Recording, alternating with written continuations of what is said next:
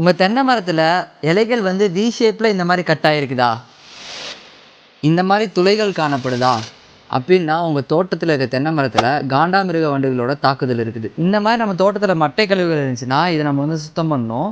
ஏன்னு பார்த்தீங்கன்னா இந்த மாதிரி மட்டை கழிவுகள் போட்டு வச்சுருந்தா அது காண்டாமிருக வண்டுகள் இனப்பெருக்கம் செஞ்சு அது அதிகமாகிறதுக்கான வாய்ப்புகள் இருக்குது. ஆமணக்கு 1 கிலோவை 5 லிட்டரு தண்ணியில் ஒரு பானையில் நல்லா கலந்து தோட்டத்தில் அங்கங்கே வச்சிடணும். இந்த வாசனைக்கு பார்த்தீங்கன்னா அந்த வண்டுகள் வந்து ஈர்ப்பாய் அந்த இடத்துக்கு வந்துடும்.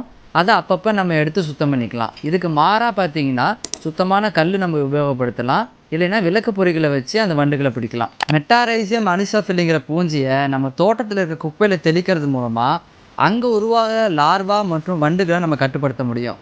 அதே மாதிரி பிக்லோ வைரஸ் செலுத்தப்பட்ட காண்டாமிருக வண்டுகளை ஒரு ஹெக்டருக்கு 15 செலுத்துறது மூலமாக நமக்கு சேதத்தை ஏற்படுத்துகிற காண்டாமிருக வண்டுகளை இந்த வண்டுகள் போய் கொன்று நமக்கு சேதத்துலேருந்து பாதுகாக்கும். இந்த மாதிரி தென்னை மரத்தில் அதோட நடுப்பகுதியில் பார்த்தீங்கன்னா பாய்ச்ச உண்டு இல்லைன்னா வெள்ளை உருண்டைன்னு சொல்லுவாங்க. அதை வந்து ஒரு மரத்துக்கு 3 நடுவில் கொடுக்கலாம். அப்படி கொடுக்கறது மூலமாகவும் காண்டாமிருக வண்டுகளை கட்டுப்படுத்தலாம். இன்னொரு வழிமுறை என்னென்னு பார்த்தீங்கன்னா வேப்பங்கொட்டை பவுடரை வந்து 1 பங்கு எடுத்துக்கிட்டு அதோட 2 பங்கு மணலை வந்து கலந்து ஒரு மரத்துக்கு 150 கிராம் அதே மாதிரி சென்டர் பகுதியில் கொடுத்தோம்னாலும் நம்ம வந்து இந்த காண்டாமிருக வண்டுகளை கட்டுப்படுத்த முடியும். ரைனோ லூருங்கிற ஃபெரோமோன் ட்ராப்பை நம்ம வந்து 2 ஹெக்டருக்கு 1 வைக்கிறது மூலமாக இந்த காண்டாமிருக வண்டுகளை கட்டுப்படுத்தலாம். இப்போ சொன்ன இந்த கட்டுப்படுத்தும் முறைகளை ப்ராக்டிக்கலாக எப்படி பண்ணலாங்கிறத அடுத்தடுத்த வரும் வீடியோக்களில் பார்க்கலாம்.